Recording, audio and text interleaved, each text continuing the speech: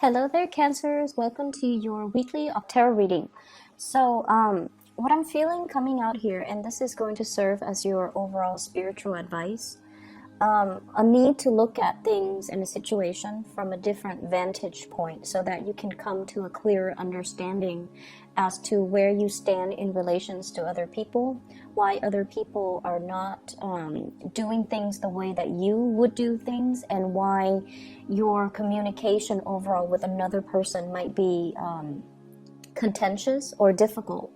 And so the need to kind of step outside of our shoes, put ourselves in other people's shoes to understand, all the things that they've been through. It's like walking a mile in somebody else's shoes so that you understand the person that they are and how, their life experiences have kind of created the person that they are right now. And I feel like for a lot of you, your ability to sympathize, your ability to empathize and to understand another person is very immense and very, very deep.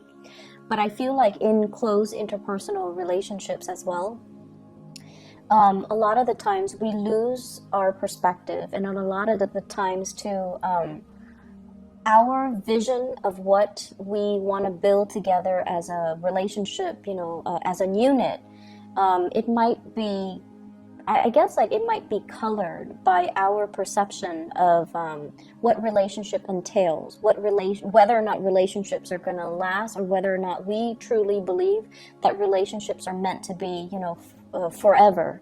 So I feel like there might be some ideological clashes between you and a partner, between you and even a business partner, or between you and family members, based on the transient lifestyle that they have led. It's like they've been through a lot of turmoil and hardships in their own lives, and they don't see everything as permanent and long lasting, and it's really hard for them to kind of commit.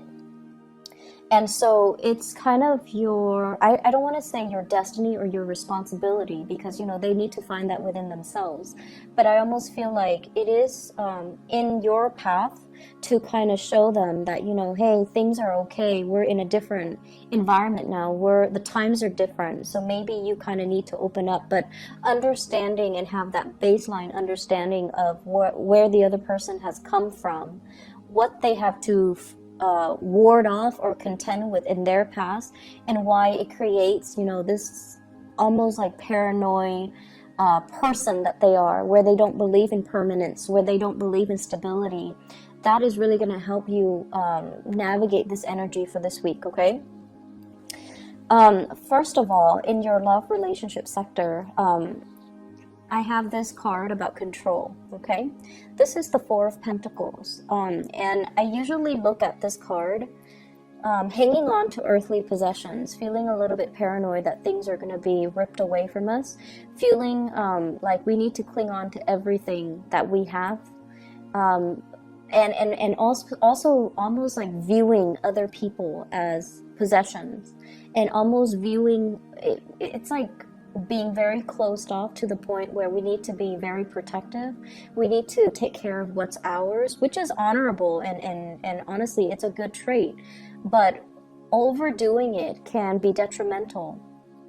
And I do feel a lot of the element of control when it comes to this card, clinginess, control, and wanting things a certain way. And I almost feel like, attributing our sense of self-esteem with our possessions, with the people that are in our midst.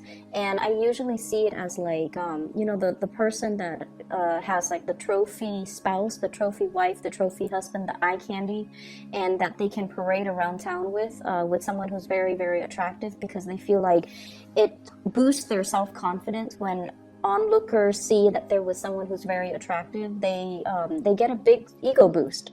So it's kind of akin to that, and in a more in a lesser sense, when it comes to relationships, this is trying to control resources, trying to cling on to everything, because we automatically assume that our sense of self-worth, our sense of competence, and our sense of confidence is greatly linked in with the people we surround ourselves and the material possessions that we have in our midst.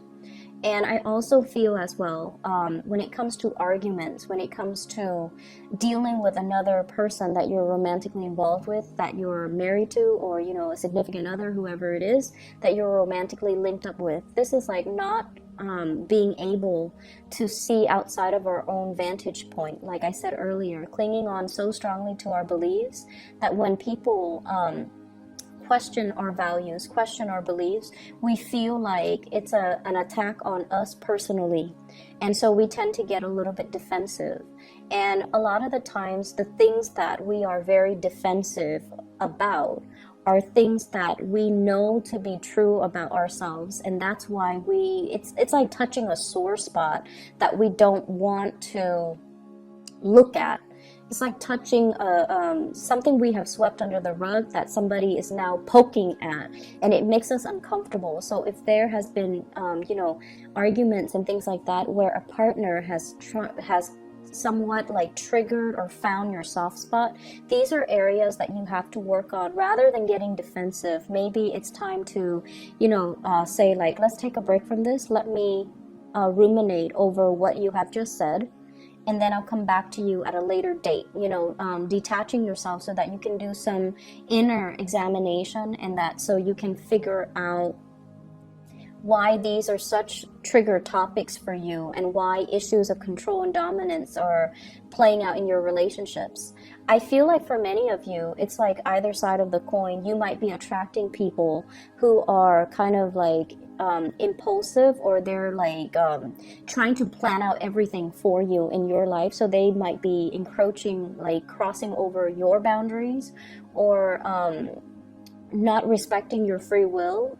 And so you have this defensive stance up all the time regarding a relationship partner, where you're trying to maintain your space and you're trying to take control of your own life. And then for others, there's this issue of, you know, control and things like that coming in your relationship that you're exuding towards another partner. The partner that you're dealing with shows up here as the Six of Swords. This is somebody that has been through hell and back, okay?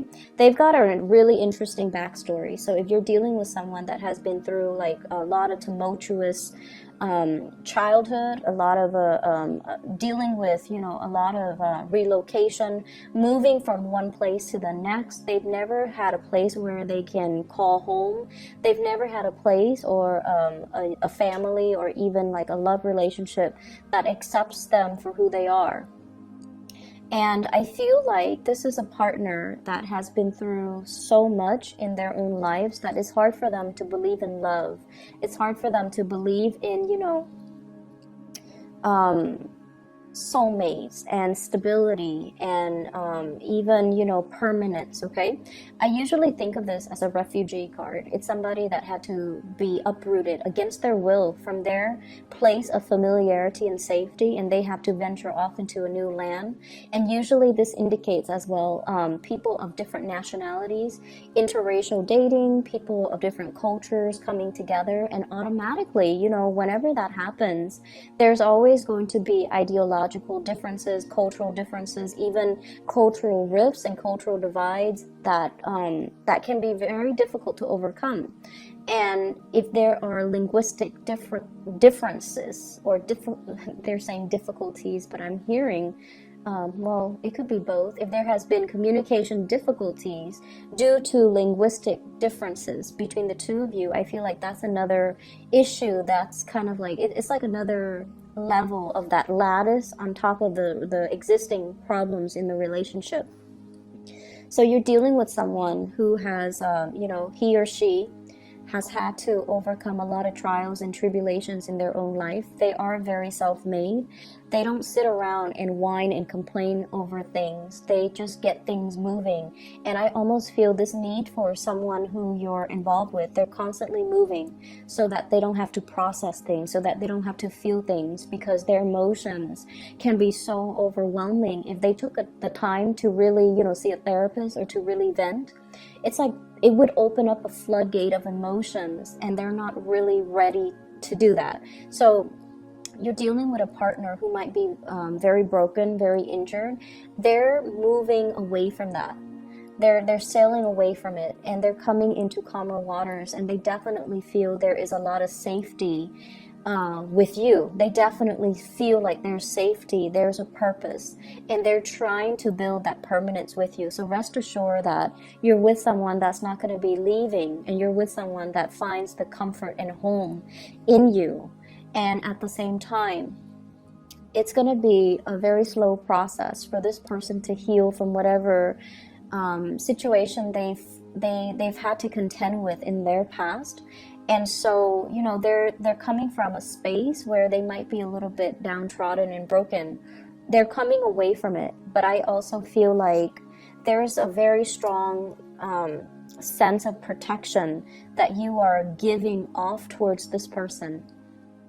You know they've been through a lot, and you are also very paternally protective of them, to the point where it might be patronizing, to the point where you are offering to do everything for them and not allowing them that freedom of movement, or not feeling like they're capable or competent enough to do it. You might do it, like it might be inadvertent from your end, but I feel like you're trying to control the situation, okay? I usually see this combination as like controlling elements seeping into the relationship. One person might feel like it's healthy, but the other person, I feel like, feels like it's stifling. So be very careful about that. If that's your energy that you're bringing to the table, be careful in identifying that early on. If that's an energy that you feel coming from a prospective suitor or somebody that you're dealing with long term. The energy is very subtle, but it can be very toxic in the long run if you're not careful. Okay, if you don't nip it in the bud, it's going to escalate. So be careful about that. I also feel as well, others of you who are dealing with another person who's a lot more, I want to say a lot more stable, is looking for permanence, is looking for kind of like home, okay? We have here the Queen of Wands, and this is a fire sign, Sagittarius, Aries, or Leo.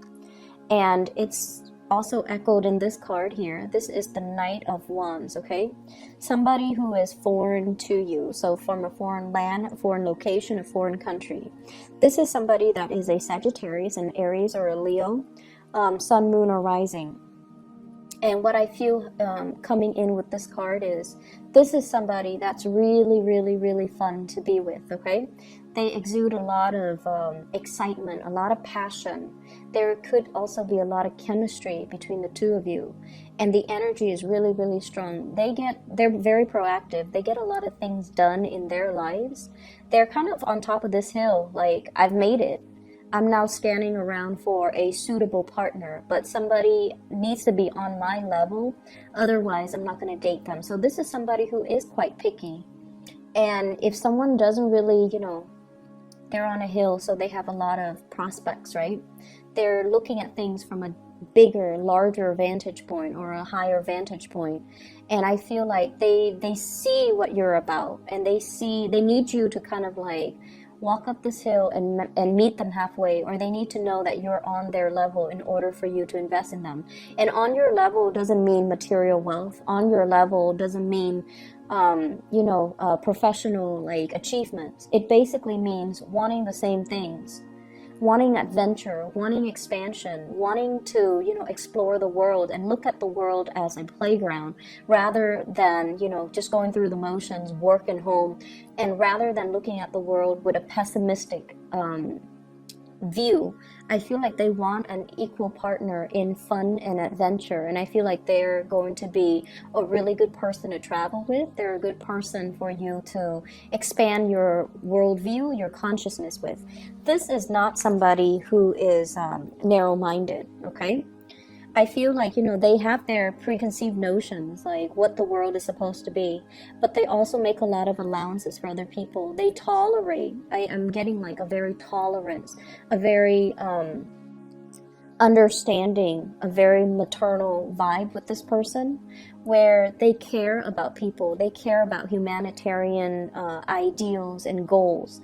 And I feel like they connect to people not as foreigners or like you're from this country, you're from that country, but they have this sense of collective consciousness where they see everybody as a human race, and they don't have any prejudice, they don't have any narrow-mindedness or tunnel vision when they deal with other people. And I feel like for them, there's also this innocent, trustworthy, and trusting energy that they bring to the table where they don't really believe anyone is out to hurt other people.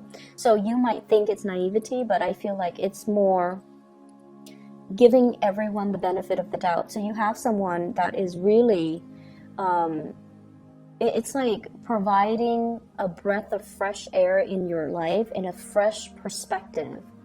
And because of that, I almost feel like they're really exciting to be around. And I feel that you are trying to build wealth with this person, okay? I have here the Ten of Pentacles. This is an escalation in the relationship. The way that this card is depicted is almost like castle in the clouds, right? Castle in the clouds, dreaming and conjuring up, you know, this ideal family image, you know, this sort of like a grand match between two people where the two people have the same educational level of attainment. If, for example, you have a PhD, they have a PhD. If you have a master's, they have a master's. If you have a law degree, they might be, if you're a lawyer, they might be a doctor. It's somebody who's very, very similar in professional achievements, educational achievements, someone who is a really, really good match. And for those of you who are in arranged marriages, I feel like your parents or whoever is setting you up might have somebody in mind for you who is a really, really good match. So a really suitable match for you, not just materially and professionally, but also a very good match for you on a spiritual level, and that will really allow you to grow and have a really fun relationship as well as a stable, suitable relationship. You know, when I look at this card, I think about royalties and how back in the days, people kind of like, it's like a political marriage. But I feel like with this card and with the energies that it's wedged in between, you're meeting somebody that is a really good match for you. And I feel like there is this nesting instinct that's going to come naturally to the two of you, okay? Nesting instincts, people assuming their specified gender roles. So even for same-sex couples, it's almost like one person will step up and assume the feminine role, the other person will automatically then assume the masculine role. So whatever that means to you in every relationship, even same-sex relationships, we kind of need to embody the yin and yang energy in order for the energy to flow well. And I feel like there's this natural affinity that you have with another person where one person embodies the yin energy and the other person that yang energy, and so things will move along very, very smoothly. And as a result of that, we're going back to the first card. This is about, you know, relinquishing control.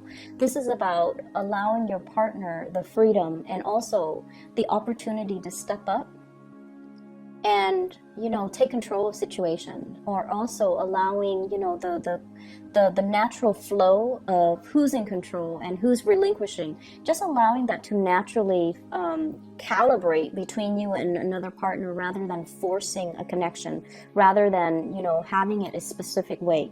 I do feel for many of you in relationships, you are at a point where you are trying to, you know, your nesting instincts are kicking in. You are trying to build something with a relationship partner. So you might be conscious or, you know, a lot more aware about your spending, which is a good thing. You are a lot more conscious about saving up. You are a lot more conscious about, you know, taking care of your relationship partner, wanting to purchase a property, wanting to buy a house, wanting to buy a car, wanting to, you know, save up for the children's college fund. So you're doing practical things to sort out and balance out your resources just so that you can pass some things along, pass down a legacy, pass down an inheritance, and leave something of lasting value to your children because somebody is triggering this nesting instinct within you.